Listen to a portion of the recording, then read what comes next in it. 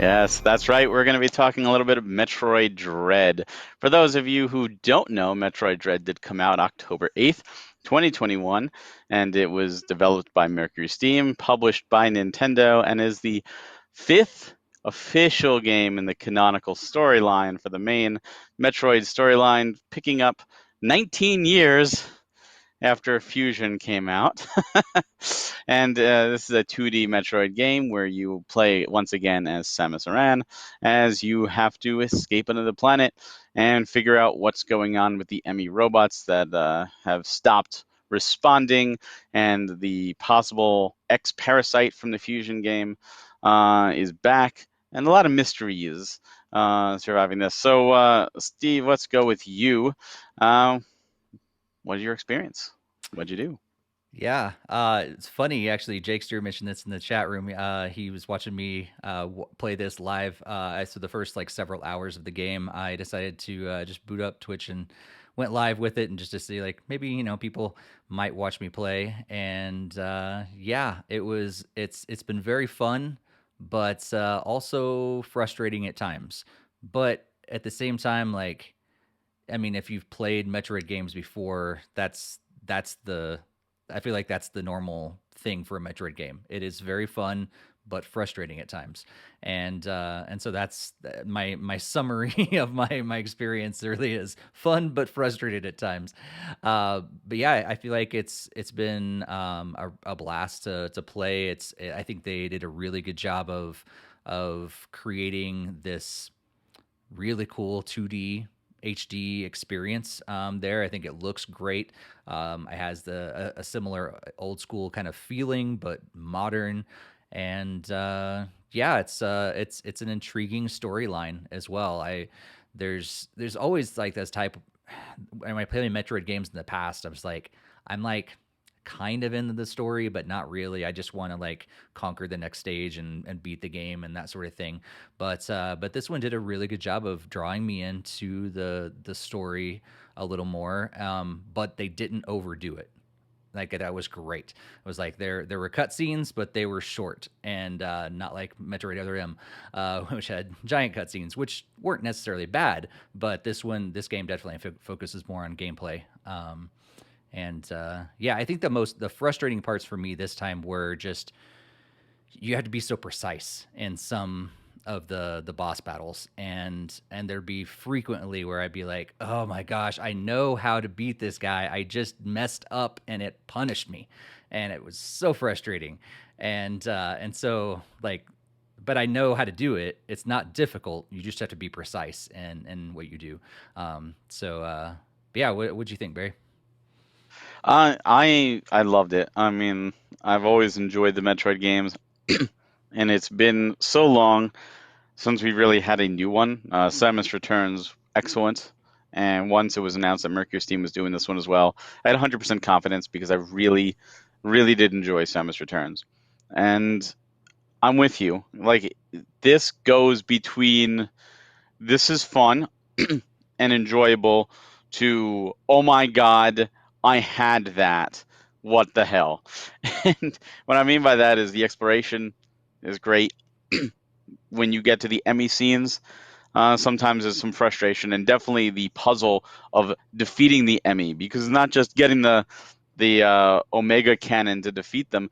It's also figuring out the perfect spot of where you need a certain amount of time to be able to shoot the Emmy to kill it, and that itself is a puzzle because some of the environments that you have to work with, it's like, oh, how do I figure it out? You're going in circles, and it's not like you're scared. It's just trying to figure out. Come on, I just need a little more time. I mean, it's got to be perfect. And then, of course, some of the boss battles. Some of the boss battles really got me. I tried multiple times. And what's funny is the final boss, like the first time I went after, I'm like, oh, okay, I'll try a second time. And then I went the second try, and I didn't do as well. And I'm like, oh, man, is this going to be one of those things? And it was at that point that I said, you know what? Instead of getting frustrated, I'm going to 100% this game. I'm going to go and get everything on the map before I go back to the boss. And I thought that would be nice and calm and relaxing because here you go. It shows you blinks where, hey, there's stuff here. And then I got to the Shine Spark puzzles. Oh my gosh. And Stupid and for Shine Spark. And for those that don't know what that is, as you run, when you get the booster, you gain a speed boost. And if you push down, you can hold it for a short amount of time. And then when you push the B button and then you pick a direction, you will shine spark blast in that direction. And there are certain blocks that can only be destroyed with that. So the trick is A, finding enough room to run to get your boost, and B, being able to go from that location to where you need to do the shine spark to get whatever item. Usually it's just two missiles, and when you have like 200 and something, it's like, all right, just another two, but I have to get 100%. And some of that took me like an hour of just finally perfecting it. And I even tweeted out one of my runs when I finally did it, because it's just, some of them are just so annoying, but it was satisfying to get the 100% and then go for the boss. And I think it only took me like two more tries to beat the final boss, and it was very satisfying to get the ending, and to, then it's like, oh, there's all these other pictures you can unlock if you do it in hard mode or faster time, and I'm like, I could see those online. I don't need to do that. I've enjoyed the game. I got 100% of the items. I feel I've accomplished it. I definitely got my money's worth. And it's, just an amazing experience overall. Like, very well designed, despite what some people are saying. David Jaffe. The game is very well designed, and it's smart. You could tell Mercury's team took what they learned from Samus Returns, and they applied it here. Steve, how far did you get, or did you also beat it? I am at the final boss. Oh, So okay, cool. that's the reason why I didn't get a chance to check out the N64 and Genesis Online last night, because I was traveling last week and decided to and I thought I was going to be able to play like while I'm flying and traveling and everything, and just didn't find the time, and so ended up playing when I came back, and really wanted, the goal was to finish the game before the podcast, and I stayed up really late last night, and I got to the final boss, and I go, you know what, I don't have the brain capacity to face this final boss right now, because it's probably going to take me several attempts, and I don't want to be up to like 3 or 4 in the Oh, you morning. didn't even try it? So I didn't even try it. No, but I did find myself. I spent some time to kind of go back and backtracked, and I didn't 100% the game at all. But I did. I got as many of the extra stuff as I could, except for the ones that involved the shine spark. So I was like, nope, not even touching those. Like, I got a couple of them, the couple of the ones that are easier, but the ones where you have to run across, then shoot up, then shoot across, and I was like, nope, that's not even worth my time for like one more bomb or one or two more missiles. Not even worth my time. But yeah, that's the most frustrating. I think the whole thing, like, the bosses are frustrating, but the shine spark is probably I think the most frustrating thing for me, because you have to be so precise, and I don't think this is where the analog stick on the Switch just suffers. Like, you just can't get that precise movement that you need to be able to hit down at the right point, and then in that moment you only have a brief amount of time to like pull it off, and I'll hit the wrong button and mess it up every time. And so I'm like, oh, what? Like, I played this game for like 13 hours, and I keep forgetting that, wait, B does that and R does this. It's just muscle memory is not there for some whatever reason. And then there was something else. Oh, the parrying and stuff. Like, I don't know why. Like, that was there in Samus Returns, right? They Yes, it put was. that in there.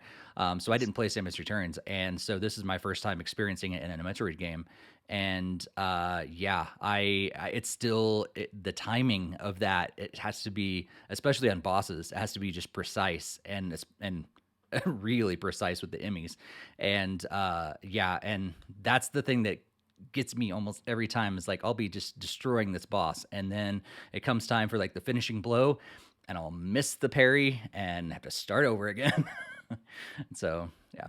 Yeah, I didn't like that one aspect of having the parries in the final boss animations, because then you had to like replay a little bit of the boss, and I lost like at one point, especially the first time I saw it, because I wasn't expecting it. I was like, oh yeah, put the controller down, like yes, and I was like, oh crap, it's Yep. like, it just, and I started to expect it afterwards, but like the first few definitely, they got me with that. So I agree there. It's not that I found it hard, except the Emmy. The Emmy was specifically, they said it's like 95% of the fail rate or something like that. Yep. And I did survive some Emmys, but that's designed to be difficult. Yep. You have like a millisecond or whatever to Right. hit it properly. But what I found with the Shine Spark, because as I was trying this, I was obviously getting frustrating, and then I noticed one of the big things I did was when I went to Shine Spark, I did the screw attack. I'm like, Mm. son of a bitch, I don't want to do a screw attack here. I want to do Shine Spark. And that's when I came up with the foolproof strategy. When I want to Shine Spark, let go of the analog stick, like literally just pull my thumb back and then push and hold B, because what would happen was when I would push B, I would be pushing just diagonally in one direction, even just a hair, Mm-hmm. and the game would register it as a screw attack. And obviously, once you're screwing attack, you can't shine spark until you land, and at that point, it's over. I missed Right. my chance. So once I took my thumb off and just hit, and then once you hold B, then moved the analog stick to whatever direction, I found shine sparking to be 100% easier in that regards, Mm. because that was my biggest thing. I just kept screw attacking, and I was like, "Oh no, I don't want to screw attack here. I want Yeah. to, I want to shine spark." Yeah. So if that a little advice helps Hmm. you out, I'll have then to try it. great. Because that was at least my experience, and I know Yeah. other people were like, "Oh, it's no big deal. I could do it, no problem," and Mm-hmm. that's great. I'm happy to be able to say I did it, but do know that the Shine Spark puzzles, some of them involve you going to completely different rooms and kind of chaining multiple shine sparks together to get to where you need, and that's where it gets pretty ridiculous. Mm-hmm. And but a fun. I mean, if that's the kind of thing you like figuring out, then great. Absolutely, there's a lot of them in there for you. And do know that if that's something you absolutely hate and you don't care about 100%ing, you don't have to do any of them. Mm-hmm. You are perfectly fine and able to beat it. And I believe all of them are for missile upgrades. I don't think any of them are for energy tanks, although I could be wrong. There might be one. Someone's going to be like, "Oh, there's one." I'm like, all right. I feel like Um, there is one or two that are, not but yeah. not hard ones No. though. And that's the thing, like you could actually probably, other than once you get it, you have to do that to get out of the place that you are, like, because every time you get an upgrade, you have to use that upgrade to get out, and Yeah, and progress. But pretty much beyond that, I don't even know if you have to use that ability from that point on. So yeah, if you find it yeah, difficult, you can use it very minimally, and you can still progress and still beat the game. absolutely. Yeah. So, uh, let's wrap this up, Steve. What is your recommendation from your experience playing this game? Would you recommend this game at $60, or would you say wait for a sale, or how would you put it towards other Metroid games, or your Yeah. final thoughts? I think it's a great game. I don't know who I would. I mean, if you're just not a fan of this kind of a genre at all, then yeah, don't try it. But if you like Metroidvania kind of games, you love adventure, you like platform, you like action, you like the puzzle aspect of those kind of things. If any of those kind of things appeal to you, I'd say yeah, go for this game. I think it's worth the price. It's a shorter game. It's not like Breath of the Wild is going to take you hundreds of hours to beat, but there's still significant amount of gameplay there. I mean, like I said, I think I've poured about 13 or 14 hours into it, and I'm almost at the boss. I'm not 100%, and I'm probably like at maybe like 75% of everything collected. And I know people are able to like fly through it. But if you want to enjoy the game and explore everything, there's still quite a bit of content there. So I'd say yeah, I definitely recommend it. I'm gonna echo that. I know there's some people big controversy over, oh, is this worth $60? Should this be $40? I think it's well worth $60. Like you, I got about 13 hours into it, getting 100%, and just doing it at my own pace. I went a little slower. I was just enjoying the atmosphere and enjoying the exploration and discovery. But the game does encourage multiple playthroughs with different picture unlocks at the end, based on how fast you beat it, and there is a harder difficulty that will unlock when you beat it the first time. And if you're a speedrunner, this is a dream game, and if you enjoy that challenge, this has plenty of it in spades. So in terms of your overall play experience, depends on how much you want to get out of it. But in terms of Metroid games, I think it's up there. I think it's really up there. I think Mercury's team did a great job. I think it's phenomenal to see 2D Metroid back. I mean, you know, Metroid Fusion was the last new one back in the GBA. We had Zero Mission after that, which was a remake of one, and obviously Samus Returns on the 3DS a couple of years ago. But that was a remake of two. So we haven't had a new one in like 19 years. So it's great to see that again, and especially with Metroid Prime 4 being announced. It's been over 1,000 days since the announcement that they had to start over. We have no idea what the status, the rumored Metroid Prime trilogy. Just to see 2D Metroid come out of nowhere, especially on the 35th anniversary for Metroid, it's great, and it should be celebrated. And I think Mercury's team did a phenomenal job. And if you are interested in Metroid, I highly recommend you give this one a shot.